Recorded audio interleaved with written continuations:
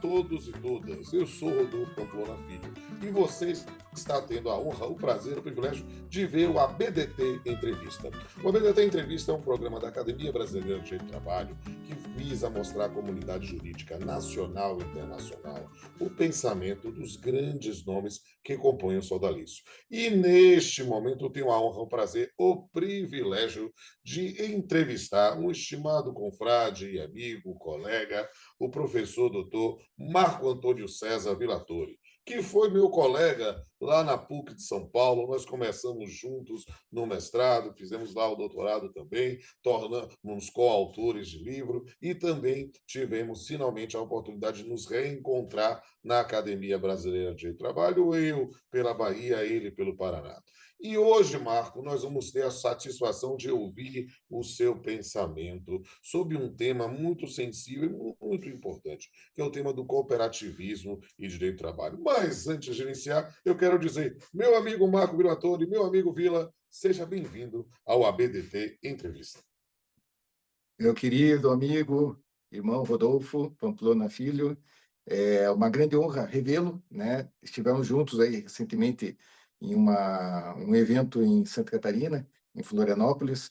É, eu conheço desde o milênio passado, então é bom a gente não falar de datas, né, Rodolfo? Senão vamos pensar que nós somos Somos alguns... jovens há mais tempo. Exatamente. É bem isso, meu querido amigo.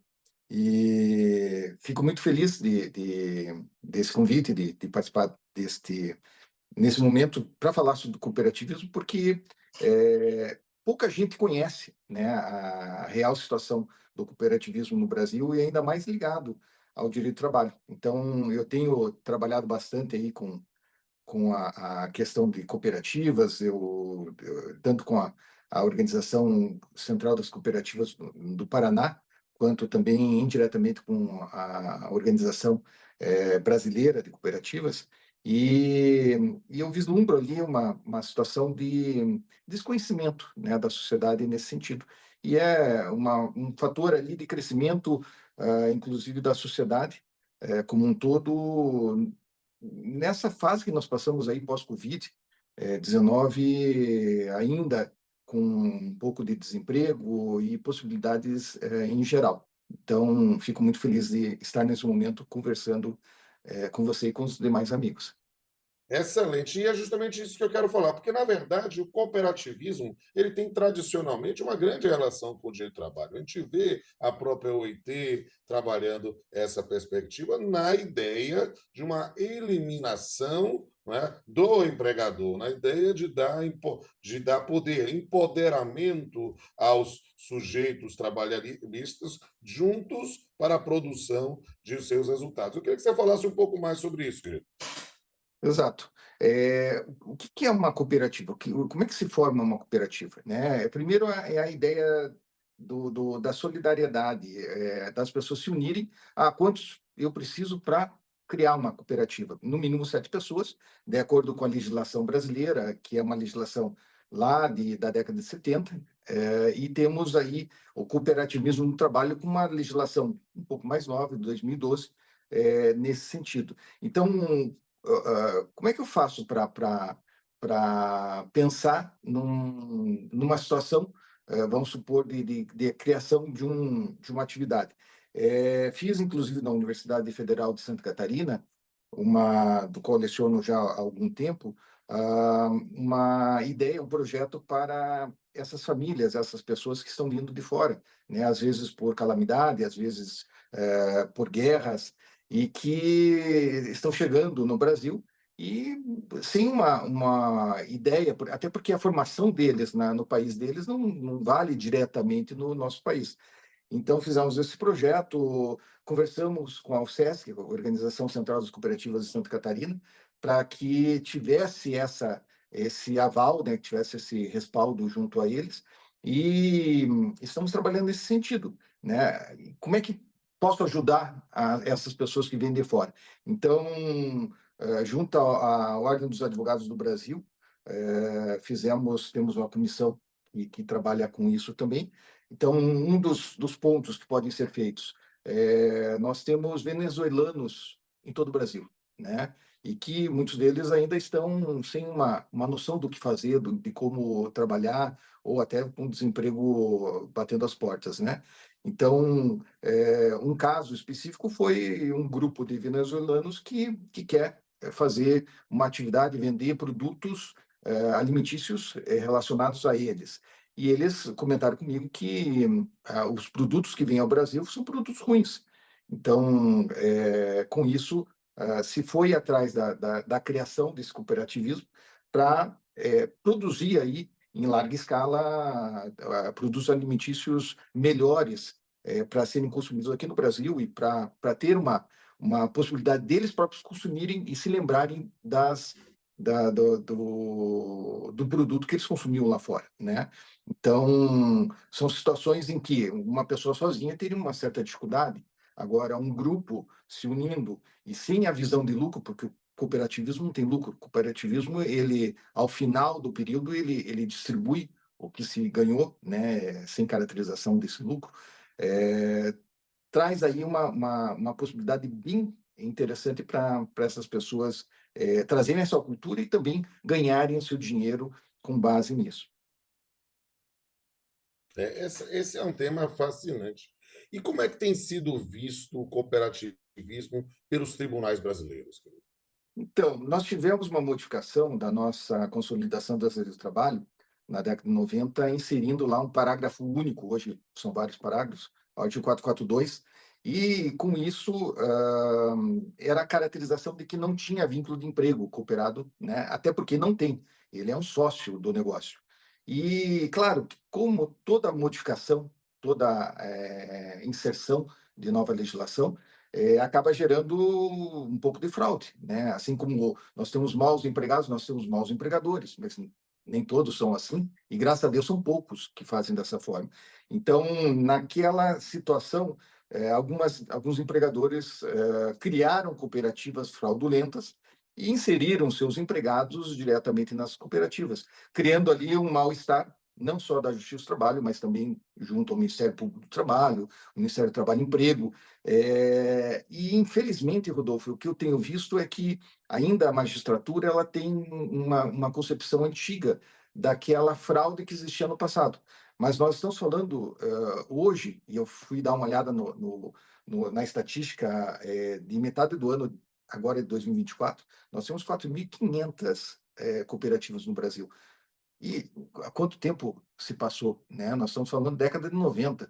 Então, será que aquelas fraudulentas continuam existindo? Não, né? Nós temos cooperativas ali que empregam milhares e milhares de pessoas. Nós estamos falando de 500.000 de pessoas empregadas por essas cooperativas. Ah, mas relator se diz que não tem vínculo de emprego, não tem. Sim, mas a cooperativa com seus sócios pode empregar empregados, né? E vai ali caracterizar como vínculo seletista. Então, é natural que isso ocorra. Claro que algumas confusões existem, cooperativa de crédito, tem muita gente que tenta caracterizar como se fosse banco. É o mesmo que banco? Não, não tem todas as especificações de banco. Não pode fazer tudo que um banco faz, né? Existe uma certa limitação, e a pessoa está trabalhando para cooperados.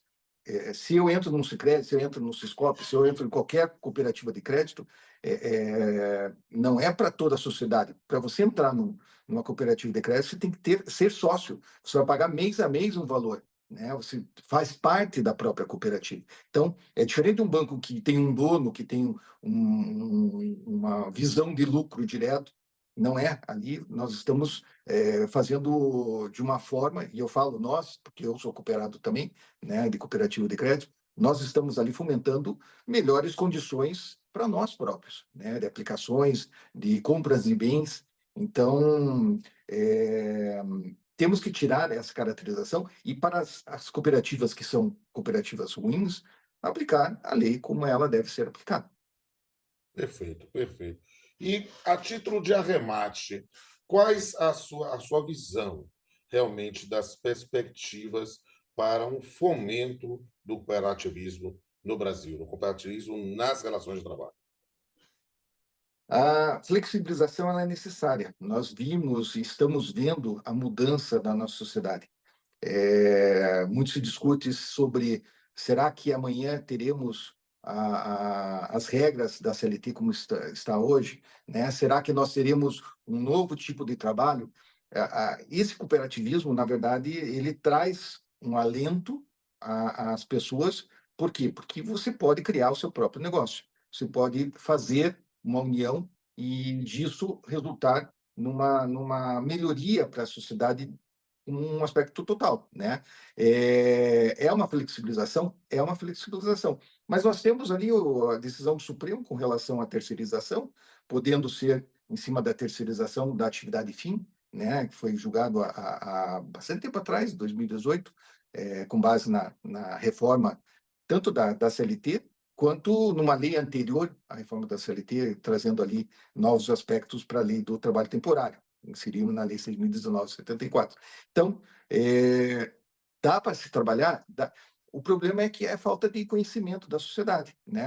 A gente está falando aí, volto à questão ali dos dados, cooperativa de trabalho nós temos 641 no Brasil.